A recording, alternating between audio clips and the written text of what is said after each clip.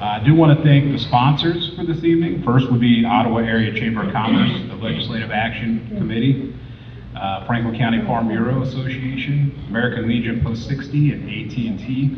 Also want to thank the middle school and USD 290 for hosting us and allowing us to use this room this evening. And thank you to the City of Ottawa for filming and making sure this gets put on the government access channel for all at home to watch. Do we have any of the Franklin County candidates here this evening? See any of you here? Okay. So the way we're going to do this evening, we have some candidates here that are going to be unopposed this evening. So we will give them time to come up and do their normal 1.5 minute opening statement before questions. And then we'll give them a chance to answer a few questions while they're here as well, since we have a couple that are just unopposed. Even though we normally don't do that, we have time to do that this evening. So for all the candidates, you'll have an opening statement for 1.5 minutes, and then we'll have a question and answer session.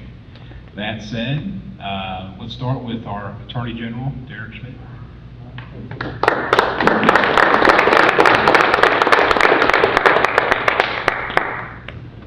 Can you hear us?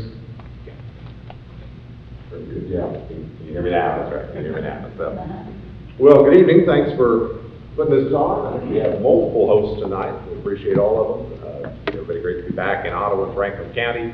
Used to be a more frequent traveler here when I represented Williamsburg and Homewood Townships in the legislature than I am now. I discovered the state's a lot bigger than the 9 counties you used to represent. There's still only 24 hours in the day, so it's great to be back and good to see several faces that are familiar.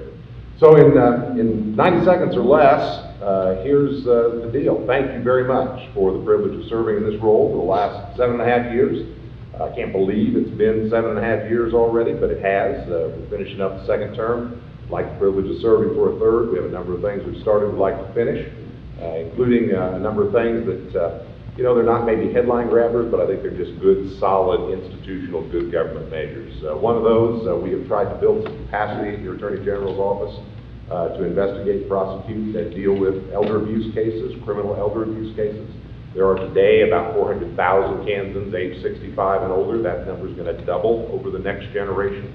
And I'm not sure we are quite on top of what that means in many, many different areas, but one of them, sadly, is folks who want to take advantage of seniors, either financially or otherwise, and we need to do a better job of having that capacity available. We've also focused on crimes against kids. We won't talk about it. It's not a happy subject, but it's an important area to have capacity, and it's been a priority for us on our watch.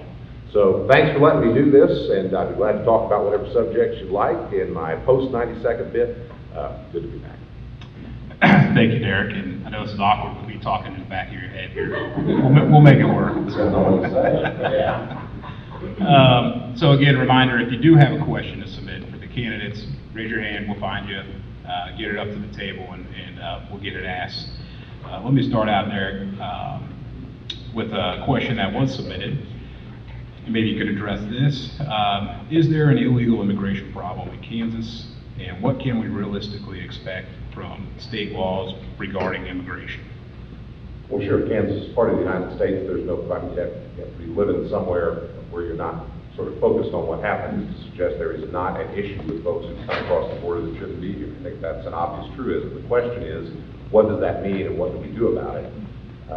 You get debates on both sides on benefits, the drawbacks. I'll admit, in my line of work, I see the drawbacks. I mean, we've prosecuted a number of criminal cases, violent cases, I'm thinking of homicides and rapes, where our defendants are people that should not have been in the country in the first place. That's very disturbing. On the other hand, the reality is the vast majority of folks who are here unlawfully are peaceful. Some of them grown up here, and so it's a very difficult problem. It's not tough for me to know what we need to do in our world. It's tough to deal with the bigger issue. I don't know what the right role for the state is. Immigration is a federal issue. It's a matter of constitutional law that it's the Congress, not the states, that are entrusted with that. That doesn't change the fact that we've got to deal with some of the pieces. And so we just, for our part, we just keep focusing on the issue right in front of us. You got a crime, you deal with it, you move on. Okay, thank you. And we'll do 2 minutes on this next question again as well. Derek, in my profession, I'm a financial advisor, and you mentioned elder abuse earlier in your opening comments. You know, are we, and I see this coming through my office on a monthly, semi-monthly basis, are we in a new cyber reality? And is there anything your office can do regarding spam and phishing emails and some of these other possible fraud cases, especially when it comes to online? Yes, we are in a new reality, and what can we do? The answer is, you know, again, we chase the case in front of us, we get a complaint, if we can find the bad guys, we'll prosecute them, and we do. The reality is the volume is so overwhelming that you sort of feel like you're spooning out the ocean with a spoon. Just on robocalls alone, so one type of delivery of a fraudulent message, just on robocalls alone, the Federal Trade Commission says there are about 4.2 billion with a B made in the United States every month. Every month. So, I mean, the notion that we're going to be able to deal with that problem on the back end through chase the bad guys enforcement just isn't going to happen. I mean, we've got to do that, but that's not going to solve the problem. It's going to have to be, I think, a technological fix on the front end, better capacity, better tools to screen out contacts, whether they're robocalls or spam emails that folks don't want to receive in the first place. It's a technologically created problem, and it's going to have to be a technologically fixed problem. Until then, we just hit them one at a time when they come across our desk. Do we have any submitted questions? Okay. Well, we do have one question here relative to the proximity park, and this is for all candidates. So, I'm not sure that would be Derek's question to help us fill proximity park, you know, proximity park. I'm guessing that's the new business park. Am I correct on that? Yeah. Yep. Didn't know it by name, but yeah. That's okay. Well, there, you mentioned something else with regard to children in the state, and I know Kansas ranks 44th out of all states when you look at children living apart from their parents, and then so it's averaging about 10 for every 1,000 kids in the state of Kansas under the age of 18. You know, what things do you think you can focus on? What strategies can you focus on in your office to improve that and make lives for children and even foster care better in the state of Kansas? Yeah.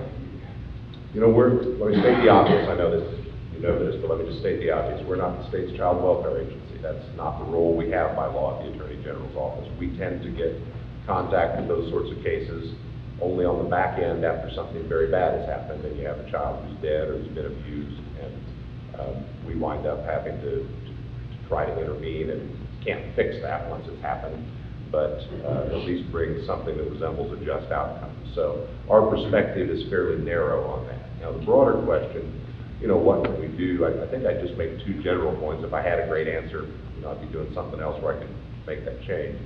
One is, you know, it's a real public policy issue, and there's lots of pieces to that. Some is funding, some is staffing, but it's not all money and bodies. There are other policy issues. And to the extent those are the issues, you know, it's a governor's issue, it's a legislature's issue. I know Representative Finch is here. He's been a great leader on a lot of these issues. And, you know, you just kind of keep pushing against the wall and trying to get a better outcome on that. The other one, which is maybe a little less tangible, but I think you got to say it because it's real. You know, the premise of the question is we've got a lot of families, we've got a lot of kids growing up in families that are not structurally supported. And that's just a sad reality, and that is a cultural issue. The government didn't cause that problem, and the government's not going to fix that problem. And I don't know what to say beyond that, but if we don't say that, I think we're kidding ourselves, because that's a reality. Thank you. And why don't we take one more minute to just summarize and you know, tell us again why you should be our representative. Well, great. Thanks. 1 minute. Wow, I can talk really fast. I can summarize. It's been a great privilege to represent at least part of Franklin County now for almost 2 decades, and at this job, all of Franklin County for the last 7.5 years. I hope we're making a positive difference at the AG's office. We're not in the middle of most of the policy debates. We're an executive branch agency. We're carrying out the law the way it's written. We do have suggestions from time to time. But I hope we're doing it professionally. That's certainly our goal. We've got a good team. I wake up excited almost every morning, and you can't ask for more than that. It's a privilege to do it for 4 more years, and I appreciate the support to do that. Thank you. Thank you, Derek. Okay, thank you for hosting this, and it's a pleasure to be here in Ottawa. I'm John Dahl. I'm a state senator currently at Garden City, Kansas. I grew up in an ag world. My family's heavily involved in agribusiness. I was a school teacher for 20 years, and I have a couple of connections to Ottawa. I used to play at St. Mary's of the Plains, so it's no longer here with Ottawa's in our league, KCAC, and then I was an assistant coach for Ron Slaymaker at Emporia State. We would come up and play together. I'm running with Greg Orman. And the reason I'm running with Greg Orman is I think government needs to be, we're too partisan politically. Greg he grew up in a single family home and went to just one of the most intellectual people I've ever met, other than Blaine probably. But he goes to Princeton on a Pell Grant, borrowed money. He goes and started his first business when he was 23, sold it to Kansas Power and Light. Now he made a lot of money. And so when I had the opportunity to run with him, we had a lot in common. I think we have too many regulations. We need to run government more like a business than it is. You know, there is differences, but I look forward to your questions. Very good. Well, thank you, John, again for being with us tonight. He's just down the road in Garden City, so not too far. John, first question. What are your views on the Brownback tax plan, and what are your administration's tax policy plans? Governor Brownback, I was called into his... 2 minutes, sorry. When we were first elected to the Senate, we were called into the governor's office. You know, I told the governor, I said, you are absolutely right, we have a tax problem. You just picked the wrong tax. Property tax is the thing that's killing people. It's hurt all of us. The income tax aspect, under different circumstances, maybe it would have worked, but it didn't work under these circumstances. We can't raise taxes. Right now, we're bringing in enough revenue that we can cover the lawsuit with the schools. You know, we have highways, we've got fund capers, there's a lot of things we can do. We certainly do not have the appetite whatsoever to raise taxes. I think that what we have now, when we can take care of the problems, then perhaps we can look at cutting taxes. But I opposed the tax plan. I voted for the override. I think that we've got to look at food tax. There's other taxes that need to be cut. Income tax is I don't agree with cutting income tax to any more than what it is now. Perhaps when things turn around, which they will, maybe we can look at cutting them then, but I'm more concerned with food tax and property tax. Okay. Second question we have submitted here is, Kansas is one of 17 states that has not expanded Medicaid. What do you believe is the best direction for healthcare in the state of Kansas? Well, I believe that we have to be cautious of what we do because of Medicaid expansion. Since President Trump's become president, Affordable Care Act has been changed 9 times. So before we jump into it, we've got to know what we're jumping into. I think that we have to, at the federal government, we're all paying for ACA. One of the things that amazed me about Greg, I walked into his office and he had the ACA bill out and he had it highlighted and he had paper clips in it. And I said, you read that? He goes, yeah, you want to read it? I said, no, I don't want to read that. I think he might be one of 5 people in the country that's read the ACA Act and understands it. We need to expand Medicaid, but not to the point where we've got to really be careful what we're doing because, there again, we're not interested in raising taxes. Okay. Do you support an amendment to the Kansas Constitution to address the adequacy questions in regards to education? There again, I would have to read the amendment. I've heard Derek speak many times. He brought in books, and I think Article 6, Section 6 is what, 19 words or something like that, which deals with so much. Something needs to be done with that. As far as constitutional amendments, for the most, was a government teacher for 20 years. One of the things I admire about our Constitution federally is that we've had 27 amendments now. At the state level, we've had a lot more. I'm not real interested in changing Constitution if we do it through regulations.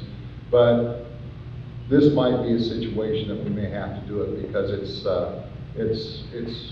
the implied aspect of Article 6, Section 6 is very difficult for everyone involved, for the legislators, for the Attorney General's office, for the Supreme Court. The Supreme Court's just doing their job. Everybody gets angry with the Supreme Court.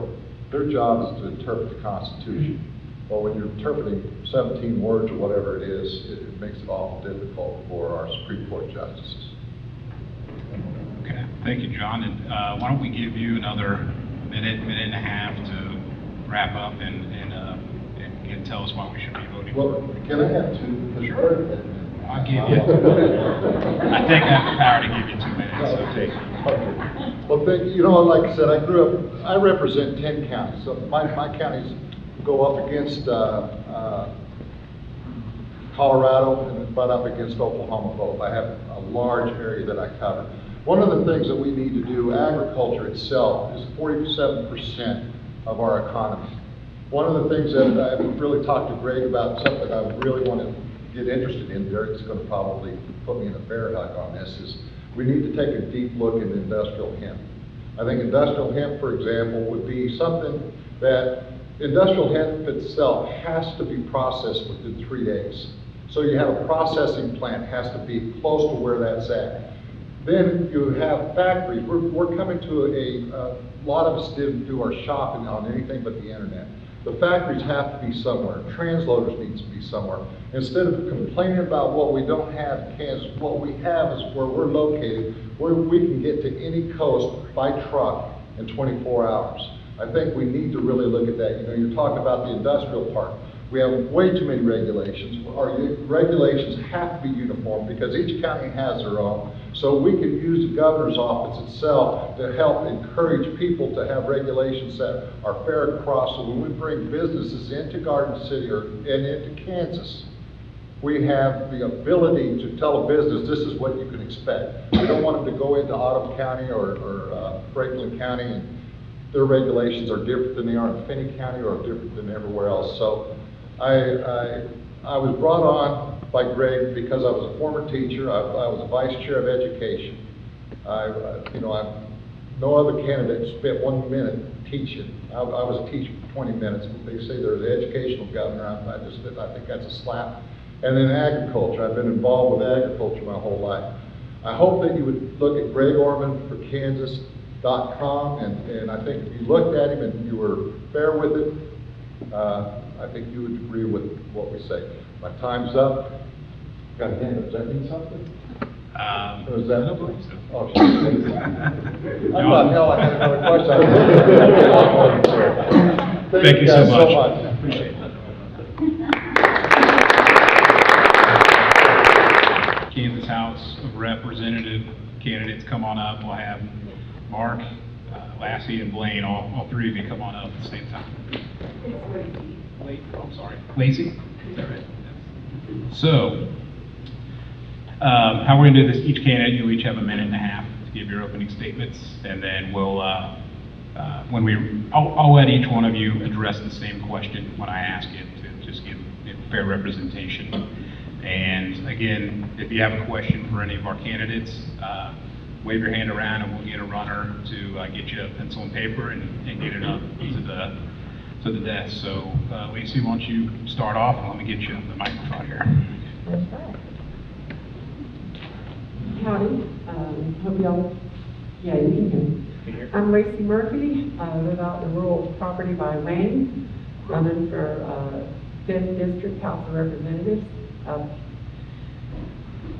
And the Garnett, Wellsville, Osawatomie, and Parker mostly are the big towns down there.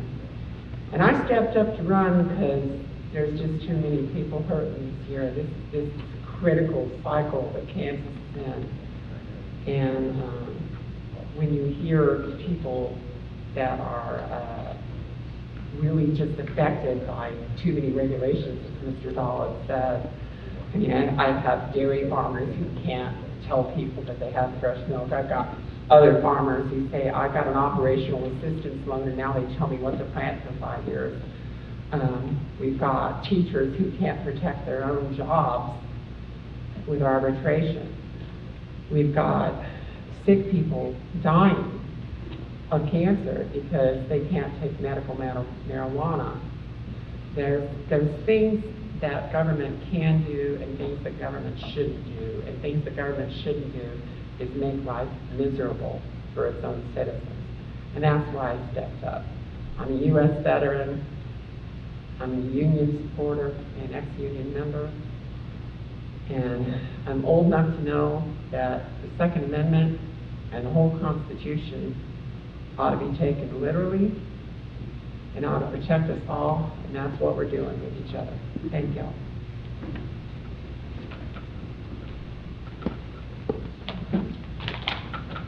Thank you. Good evening, everybody. Thank you all for coming out. Thanks to our sponsors for having us out here again. I also want to thank Sherry. She's tremendous in getting this thing organized. I know the folks who put all the time and effort into making this happen. It's not easy, especially when they have to deal with me, and I won't mention anybody else by name. I also want to thank Attorney General Schmidt for coming out. I know he's been very busy. He came out and visited our law firm, and he's been at a bunch of other places. My name is Mark Samsel, proudly born and raised in Wellsville, so Franklin County is my home. And of course, played sports growing up, so been all over Trojan country, Bulldogs. We didn't get to play Crest down there in the southern part of the district, but the Vikings and Buddy Welch certainly ended my basketball career, so familiar with all the schools in this area. After graduating from Wellsville, went off to Missouri Valley College, crossed the state line, so I did lose a few friends going over there into Mizzou Tiger country, but learned a bunch in the process, came back to KU for law school, helped the Jayhawks win their Orange Bowl and the national championship 2008, graduated 2010, and then I've been practicing law since then. I'm in the civil litigation world, so not to bore everybody with that, but a lot of business disputes, construction, local government, and school districts. So by day, I'm a problem solver. If you've seen me, I officiate a lot, so you might think I cause problems out on the basketball courts. Actually, one of the best games I had last year was Ottawa High's first one when they hosted Piper and we went overtime. So, yeah, and actually Ottawa won, so that was the home team result. But that's what I do. Oh, I'm out of time already. So I guess that's my introduction, and I will hand it off to Representative Finch. And thanks for coming out tonight. And Blaine, right before you get started, if the three of you could just hold that mic up a little closer, we're having some people in the back that are having a hard time hearing. Great. Can everybody hear me okay? I'll try to talk right into the microphone. I was there at that game last year, the Ottawa Piper game, triple overtime game. The only bad part was the officiating. We're consistent. Yeah. I'm not running against either one of these two. My opponent's not here tonight. I am Blaine Finch. For those of you who don't know me, I'm a fifth-generation Franklin Countian. On my dad's side, our roots go back to the eastern side of the county, the 1860s. On my mom's side, through Osage County and Vassar, the Freebie grocery store. And I would spend a lot of time over at my great-grandma Minnie Freebie's house there in Vassar through the years, and she made it into her well past 100 living on her own. And we miss her greatly. But this is my home. I ran 3 terms ago, 6 years ago, to serve my area, my community, my home in the legislature, and it's been my honor to do that for 6 years now. I'm asking for a 4th term in the Kansas House. I work in the areas of judiciary, and corrections and juvenile justice, as well as utilities. And I'm proud to serve on those 3 committees. I've only served on those 3 committees. They haven't booted me off of them yet. And also did some work last year on the interim committee on the response to the school finance decision, and got to work closely with the Attorney General's office as we formulated or attempted to formulate a response to the courts that would be constitutional, as well as discussing a constitutional amendment about education, which is a question that John got, and we'll probably talk some more about that tonight as well. But I'm honored to serve you. I think most all of you are residents of my district, so thank you very much, and look forward to your questions tonight. Okay, thank you. And Mark, why don't I have you start on this first question? We'll go 2 minutes each on this first question. Describe your views on the Kansas tax policy. And do you believe changes need to be made to reduce taxes so Kansans benefit from federal tax laws? Yeah, that's a great question to start on. Education is one of the biggest reasons I got into this. Healthcare, number 2, and then actually it's exciting that I've spent last of my several days in our classrooms in the schools working with anywhere from our elementary students to our seniors. And I tell you, as excited they are on tax policy and structure, we're starting to learn why that's important and how that affects us. So I'll bring it back to 2012 that we were talking about a little bit earlier, and we tried cutting taxes, income taxes specifically from the top down. And as indicated earlier, that might work under some circumstances, but my experience and what I think works better is what hits the middle class and the low income the most. It's the people I grew up around for the most part in our communities. Property taxes, sales tax, specifically on food. I think when you help people save that money in their pocketbooks, anywhere from our seniors who are still trying to stay in their homes. When we go door to door, they're telling us they're struggling to pay those property taxes. They no longer have the income taxes. Same every time they go to the doctor, to the pharmacy, to the grocery store. So that money goes right back into the economy and they're able to save it. In fact, they need it just to get by.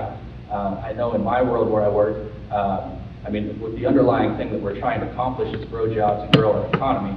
And again, I think we accomplish that by helping the folks in the middle and the folks at the bottom, rather than trying to bring that relief at the top and starting up there. So what I would like to see done within the next legislative session is continue the positive momentum we've had in the last 2 years of making sure we properly fund education and some of the most important jobs in our economy are construction. So our transportation dollars, making sure those are still there, but in the process making sure that we are working to bring down property taxes, sales taxes, and then working in the federal income that we're talking about there, finding ways that it really helps the people in the middle who are working their tails off every single day so that we can help them in their daily activities. Lacey, why don't we have you answer that question next? Yes, sir. Repeat. Well, when it comes to taxes, I don't think we need to raise them. In fact, being the second highest sales tax on food in the country is not a good honor, and that's where we're at. We're the 8th worst on sales taxes in general.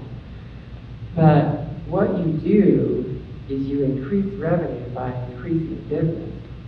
Mr. Dahl mentioned that agriculture is 47% of the economy. You got to encourage that. You got to capitalize on that, and you need to make sure that you don't put in mean-spirited regulations just to keep you in power.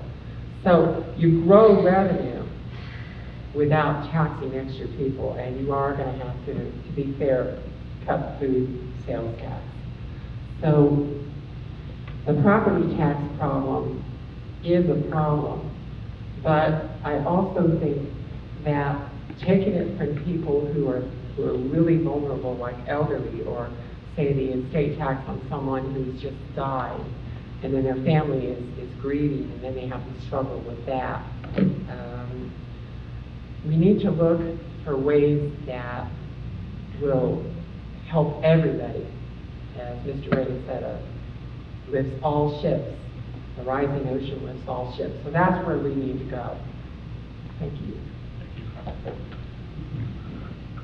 Well, thank you for the question, Ryan.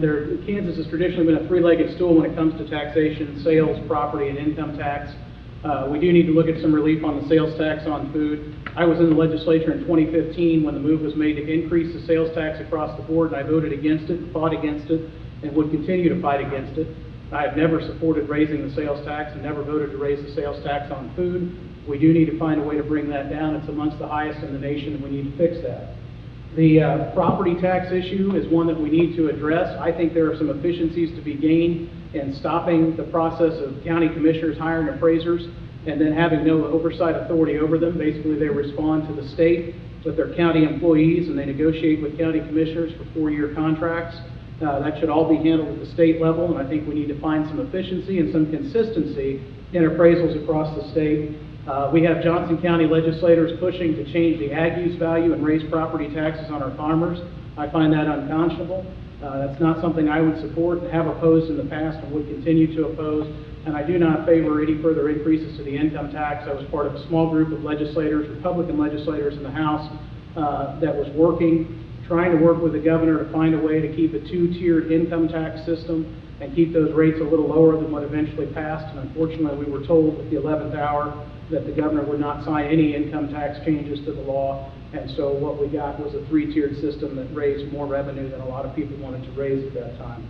The question you asked specifically about passing on federal income tax breaks to Kansans is one that we tried to pass late in the session, and I voted in favor of it. Itemized tax filers, which is predominantly the middle class in Kansas, were hurt by the changes in federal tax policy that Kansas, because we're chained to the federal adjusted gross income, our Kansas taxpayers are paying more than they need to pay because of those changes, and we should have passed those savings on last year, and I will be voting to pass them on this year if I'm sent back to Topeka to represent this area. Thank you. Blaine, why don't you keep the mic for our next question? We asked John Dahl this question earlier in the session, and again, you know, Kansas is one of a handful of states that has not expanded their Medicare program. What are your views on that and your policies on healthcare in Kansas? Sure. Have we got like 5, 10, 15 minutes for this one? 2 minutes. Okay. You know, John did get it right. The policy is changing at the federal level frequently, and it's something we have to be very cautious about. We should not rush into expanding Medicaid. I voted against what's considered full expansion of Medicaid because we simply couldn't afford it. And I talked to advocates for that plan at the time, and I said, you come back with a plan that you can prove is budget neutral, one that we can actually afford in this state, and we'll take a look at expansion of Medicaid. But until you can do that, just telling me that, well, it pencils out in the next 6 months or it pencils out in the next 12 months, but after that we start to go downhill.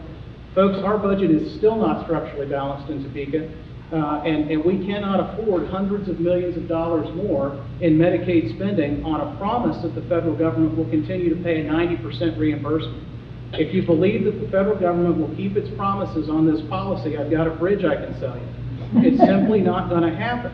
And we cannot tell our fellow Kansans that we will provide you care under this Medicaid expansion and then turn around in 2 years or 5 years and say, but now we're going to take your care away. That would be inhumane. And it's not something that I think we do as Kansans. We don't offer a handout to our neighbor and then turn around and say, no, now we've got to turn our back on you because we don't have the money to pay for this plan. So unless it's sustainable, unless it's budget neutral, and unless it's a real promise of help to our fellow Kansans, I think what people are talking about selling here is a pig in a poke. And most of the money for Medicaid expansion as it's been drafted and designed in Kansas doesn't go to our rural hospitals. The bulk of the money goes to Wichita and Kansas City. And rural hospitals are left with the crumbs. Not enough to keep Independence open, not enough to keep Fort Scott open, not enough to keep Ottawa and Ransom from affiliating with Adventist Health, and not enough to make the kind of impact in the rural areas that's being promised. And I think there's a lot of smoke and mirrors when it comes to trying to sell a plan to Kansans that won't do what the promises say it will. Lacey, I'll let you address this question. I'm not your opponent, Blaine, but so I suppose your alternative might be to just not do anything at all. I'm sorry, I'm having real trouble understanding what you're saying here. The federal government pays $9 for every $1 we put in. Now, it may be our current president's dream to negate that policy, but he's not going to be successful in that. The 33 states have done it. He's not going to be successful in that, and we're going to continue to be one of the next states to do that. But you are right on one thing. The devil is in the details. We need to make sure we do this properly, fiscally responsibly, and that it's going to be revenue neutral. But I think that we can do it better than a lot of other states, and I know that we can succeed with it. But to turn it down, it's just plain silly. There's billions of dollars that we've already passed up. Hundreds of thousands of Kansans without health care. And thousands of jobs, by the way. Now, if CanCare can't handle the influx of extra patients and federal money, maybe we can find somebody who can. Now, I gotta tell you, I think that it really would have made a difference in Fort Scott and Independence. And I don't want to see Garnett, Paola, and Ottawa be next on the list. People come in the door, and they go to the emergency room, and they don't pay $1. Now, if they had Medicaid, at least the hospitals would get something. Medicaid isn't meant to make hospitals rich. It's meant to help keep the doors open. So to not do it is just plain silly. Well, I think Senator Bill earlier, when he pointed this out, was absolutely correct. Kansas is one of only 17 states that hasn't accepted the additional Medicaid funding. And why is that important? Why does it matter here? As Representative Finch noted, we've had 2 local hospitals close recently. Fort's gotten independence, and when a hospital closes in our rural communities, that's not just the hospital, that impacts our community from top to bottom. Those are a lot of good paying jobs. That brings people into the communities, and it also keeps our seniors close to home. So we've got plenty of those in House District 5. Garnett is a prime example of it. We've got a great hospital there and a great partnership. So what is the answer to that? Well, unfortunately, a lot of that comes from the federal level. So we need our friends and our representatives at the federal level to help us out on that. So what are we trying to do to make it as good as we can in the interim until we get a better plan and solve at the top? This has split the Republican Party, and in fact, I believe we did vote to pass it on a bipartisan vote, but we didn't have enough votes to override a governor veto on it. But I would support, until we get a better solution at the federal level, expansion of Medicaid. It would create 3,800 new jobs in the state of Kansas. There's 30 rural hospitals that are financially vulnerable. It would help keep those doors open. And maybe most importantly, it's 150,000 more Kansans that would have coverage. These aren't folks who are just laying around the house at home. They're hardworking. They're often service-oriented jobs. So folks who are at our restaurants and providing a service, that helps provide them coverage. And then it does. The federal government would provide 90% of the dollars. So for every $1 we spend, that's $9 that the government is giving back to the state of Kansas. It's $2.7 billion that we've missed out on since then. We do the same thing with our transportation dollars and our education funding. We get that money from Washington, D.C. that we put in there. We get that back. So I believe we are one of the 17 states missing out. Until we get a better solution at the federal level, I do think that's a temporary solution that Kansas should look into. And if for some reason the federal government changes their mind and says they're not going to put that 9 out of 10 in, I mean, these folks already don't have insurance coverage, so we can change the law at that time. Thank you. And we'll go 2 minutes each on this again. What would you do if elected, and what should the state do, if anything, to provide equitable, quality education for all of our children pre-K through 12th grade? Oh, I noticed you said all of our children. That means rural schools like this one. And what we can't do, look, Mark and I are running for representative of House District 5, okay? We're not running for governor, so we represent our district with our small schools. Now what you don't do is put up a constitutional amendment that takes legal recourse in the courts away from those schools, all right? You don't run everything from Topeka. That it's not American, it's not Kansas, right? That's just the way it is. I was shocked when I heard about Mr. Kovac's plan to do this. It can't be allowed, it won't be allowed. Local school districts have a say. The courts have a say when the school districts need to sue, okay? That's just the reality of it. Autonomy in local city governments seems to be something for the past decade that the current administration and their cronies before them just couldn't stand. Well, I think that local people, individuals, can self-determine, and governments can self-determine a lot better than the central government up in Topeka. So you asked about school funding. We need to keep the 3-tiered system, the courts, the local school districts, and the legislative actions. When it comes to taxes, we need to make sure that local school districts aren't having to tax themselves to death with property taxes to make up for what the state doesn't want to do anymore. It's about respectability. This reads like a whodunit. You know, the schools almost didn't open this year. As Mr. Dahl said, the jury's out. We ain't home free on this yet. If we don't go back to the way it was, because the kids are going to suffer. Thank you. I'm glad this question was asked. Education, like I mentioned earlier, was the #1 reason I jumped off the sidelines and into this.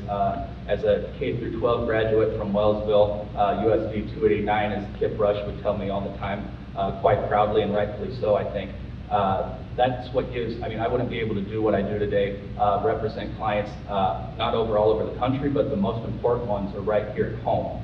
So how do we continue to provide an equitable, quality education for our students when we're now competing not just within the confines of District 5, but across the state, across the country, and in fact, a lot of our students are going out and we're competing across the world now. So how do we keep up and be able to compete in that type of environment? The funding, I think we've done a great job in the last 2 years, and frankly, I think, and as the Supreme Court's agreed, we're very close to where we need to be. The Supreme Court did order that we need to provide interest adjustments, but we're close to that finish line. I think most importantly, what we need to continue to do is you can't just throw money at a problem and expect it to go away. What we can do is increase community involvement, business involvement. I was actually just at Central Heights earlier today speaking with Superintendent Spencer, and one of the most important things in that school district is their FFA program. And they're still not back at the levels they were before we started cutting school funding. And so while they've had to cut other things, they still have 2 FFA sponsors, which is incredible. I mean, that's one of the priorities we have throughout our district. Wellsville and Garnett have very strong FBLA programs. So making sure we support our kids, increase community involvement, and really think about the way we educate our kids for the future. So I know when I went through college was a very big push, but trade, vo-tech schools, very good paying jobs within our district where people are able to raise a family and stay within our district rather than moving up to the city or moving out to the coast, but really on our family farms and keeping them close to home. But thinking about the way that we are able to support those programs in our schools and bring community members in so that kids can see what that path looks like once they get senior year and move forward. So my time's up, and I'll pass it to Mr. Commissioner. Thank you, Ryan. You've asked a question about an equitable education, and understand that in Kansas, there's equity and adequacy. Adequacy is, are you spending enough, and equity is it equitably distributed across the state? The courts now find that what the legislature has done is equitable. And I think really the question here is what is adequate? And I would say when I came into the legislature 6 years ago, the state general fund, which is the part of the budget that the legislature gets to play with, was a little over $6 billion. Due to court orders in the Gannon cases, since I've been there, we've added almost $1 billion in new education spending. And keep in mind, 50% of that $6 billion was spent on K-12 when we started. So we've now added another $1 billion at the court's behest, and they say, oh, you're close, you just have to adjust for inflation. That number is another $400 million. So we'll be looking at $1.4 billion on top of the roughly $3 billion that was already being spent 6 years ago when I came into the legislature. So I disagree with those who say we don't need to take a look at a constitutional amendment and try to reframe just who makes a decision on how much money is enough. Under our state constitution, that's expressly a duty delegated to the legislature, and the legislature should be making the decision on how much is enough.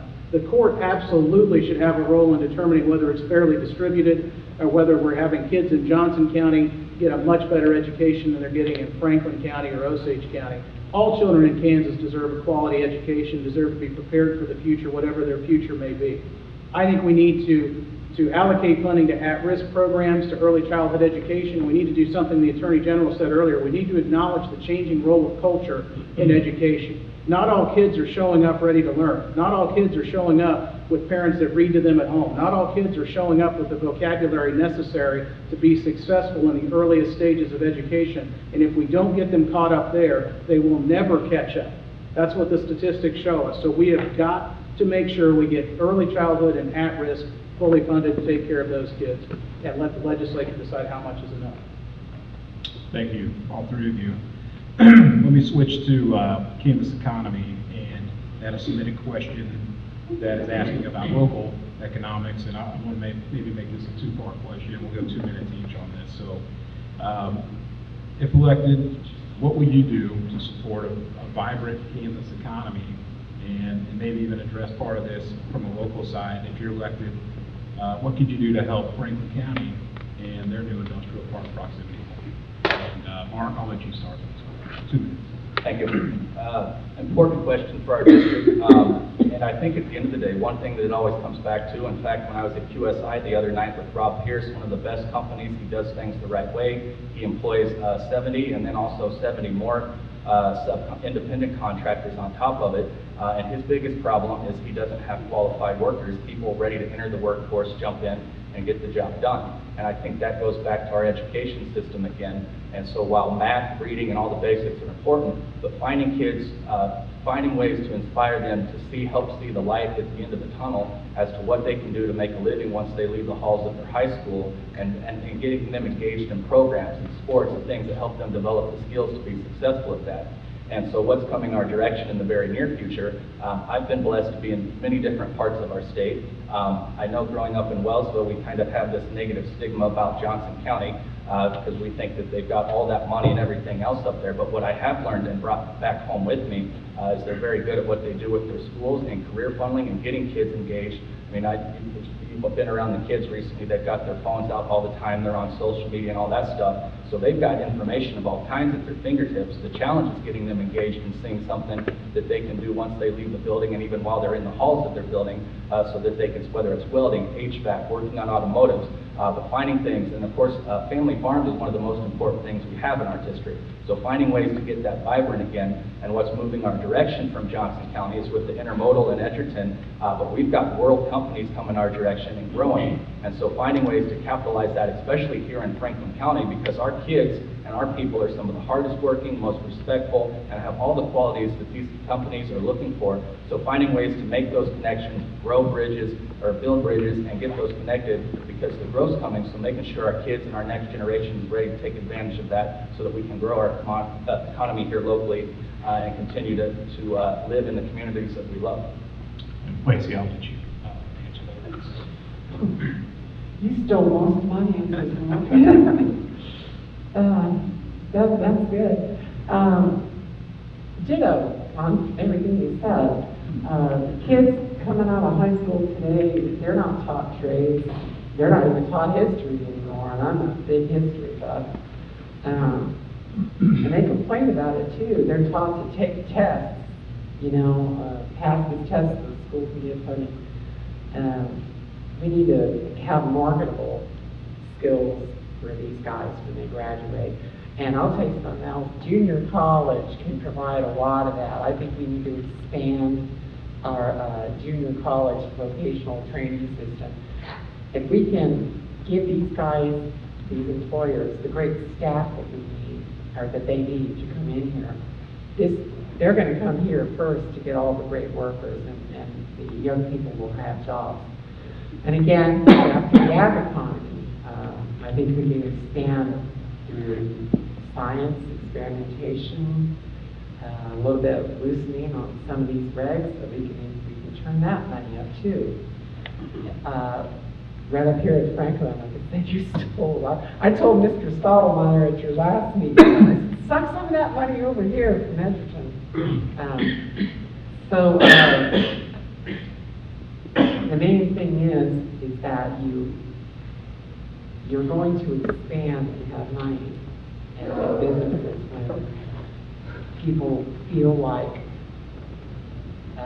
that there's going to be some form that they do it. There's an old rule in economics that says when it's not good for you, eventually you're going to stop it. And if companies find out eventually that a state is not a good place to invest, they'll quit coming there. Well, we need to show the world that Kansas is in the 21st century and open for business.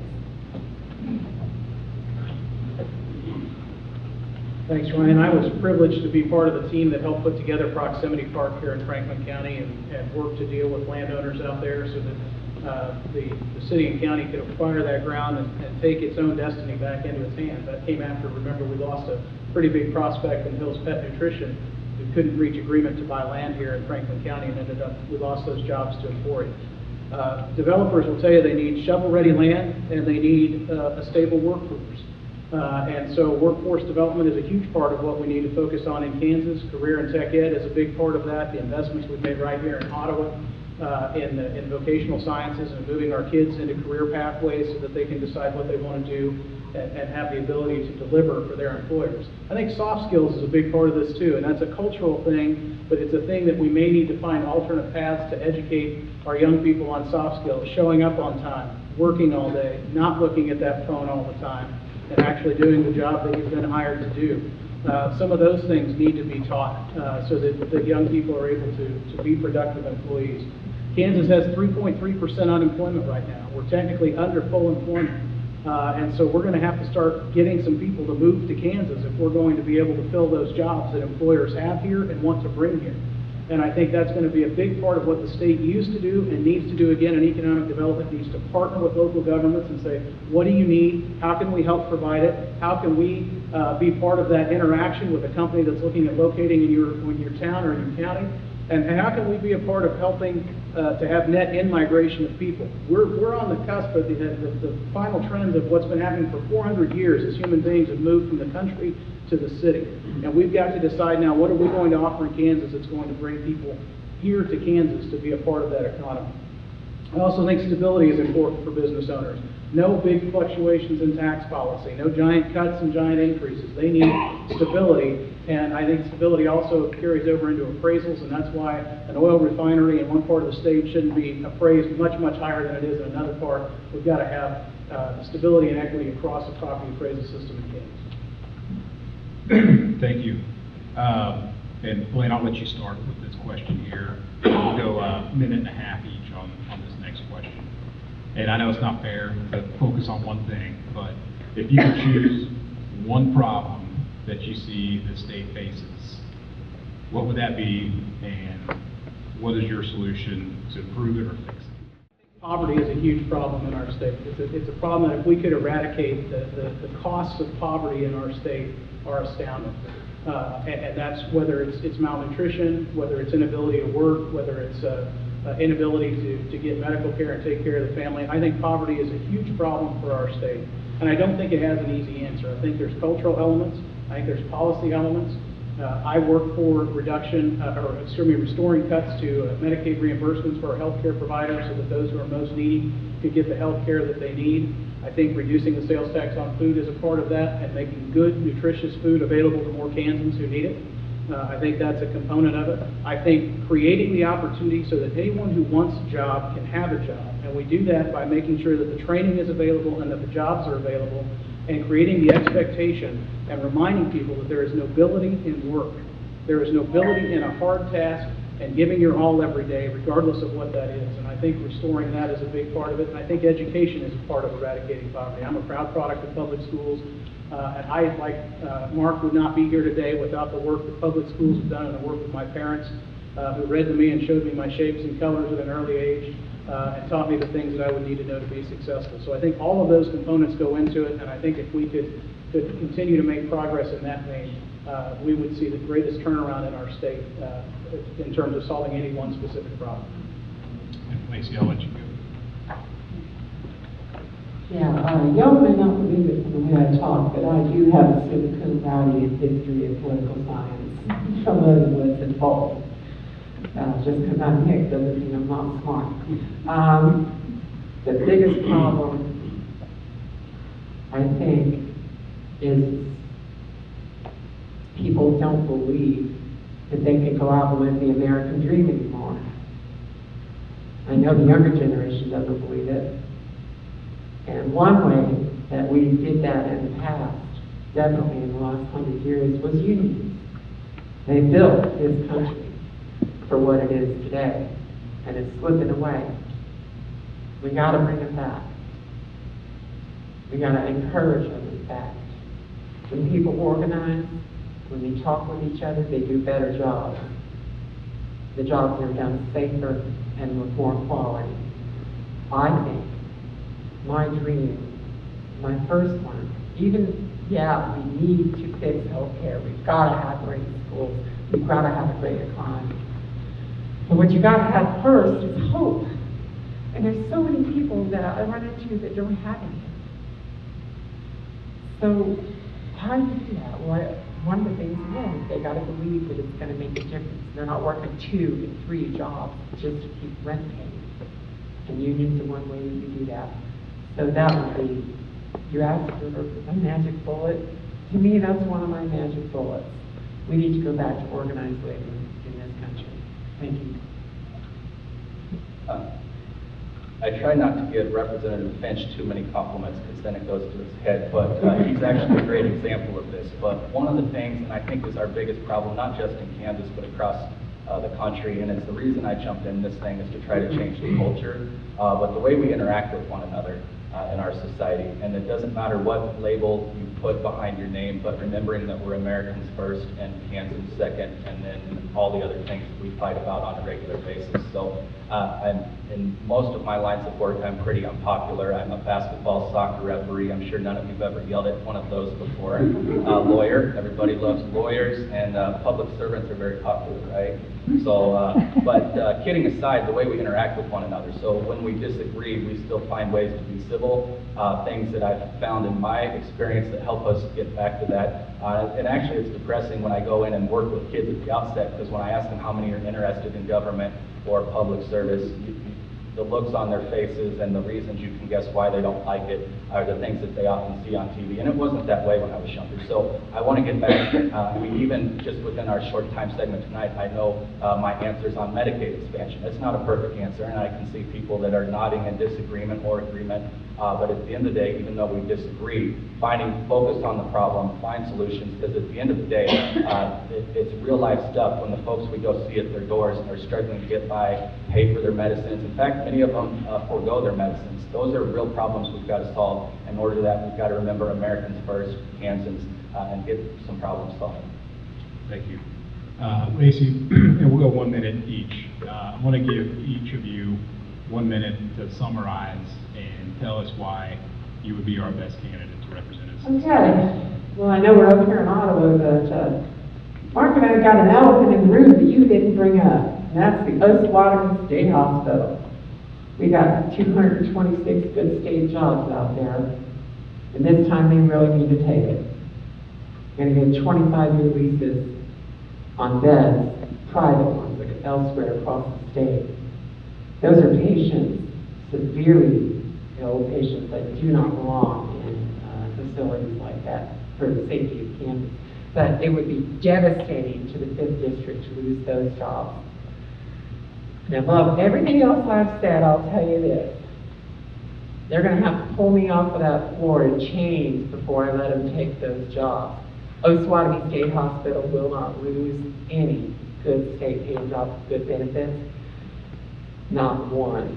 And by the way, God bless Karen Tyson, because when you send me up to Topeka next year, I won't be alone in this fight. She also swears this. So that's our elephant in the room. Osawatomie State Hospital, 5th District, it's vital. Thank you. I want to thank Ryan and all of our other sponsors for having us here tonight, and certainly all of you for coming out, being informed on the issues, having these conversations. At the end of the day, the reason I jumped into this is I hope it comes across and it's apparent, but the biggest thing to me is being honest and integrity throughout this process. I'm not always right. I don't always have the best ideas. I'm reminded of that frequently when I'm out officiating and doing everything else. But I am hardworking. Like I said, I'm a problem solver. That's what I do. I don't always have the solutions, but I'm willing to listen to anybody. I'm willing to work with those on both sides of the aisle because I've learned at the end of the day, even though I'm not the smartest person, if I listen and work hard. I mean, it reminds me, I was in an elementary school a couple weeks ago, and they're running for their STUCO offices. Being nice, working hard, and doing their best. At the end of the day, that's how we make a positive change. And so please, when I screw things up, let me know by email. Hopefully you've got some positive suggestions to go with it, but I've also hear a bunch of the other ones when not. But that's what I think really moves us forward as Kansans and in the 5th District. So I thank you for your time and appreciate your consideration for your vote on November 6th.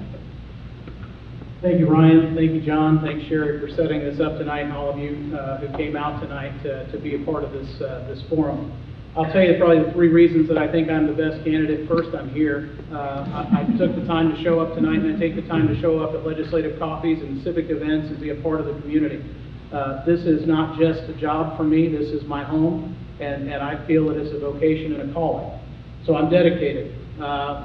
I'm also experienced. I've done this job for 6 years now, and those who have been in the legislature can tell you that being there and you build up a reputation. If you do what you say you're going to do and you're a person of your word, you can get things done for your community and the people that you represent, and I'm in a position to do those things. And I think probably the most important is that I'm transparent. We will not agree on everything. I could look out here and pick out everybody in this room, we disagree on something. Dad, Mom, we disagree on some stuff. But what you'll always get with me is a transparent answer about why I made the decision I made. You'll understand the factors that led me to that conclusion, and even if you don't agree with the conclusion, you'll know why I got there, and that's my job and my duty to you as your representative to be able to explain the decisions I make. I thank you. It's been an honor serving you, and I would ask for your vote on November 6th. God bless all of you, and God bless Kansas. Well, thank you so much. And yeah, thank you for all the candidates for being here and answering the questions. We really appreciate your time.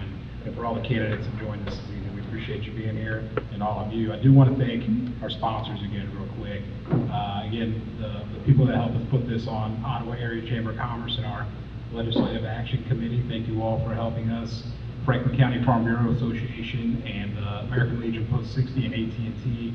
And again, for USD 290 in the middle school for allowing us to use the room, and City of Ottawa for recording and getting this on the Government Access Channel for all at home to watch. A couple announcements. Advanced voting begins October 22nd. So is that next Tuesday? Monday? Okay. General election November 6th. So please remember to get out and vote. You have plenty of opportunity to do so. And eat some cookies before you go home. If not, John's going to have to take them all home with him. And really, again, thank you all for being here, and have a good night. Be safe, you know.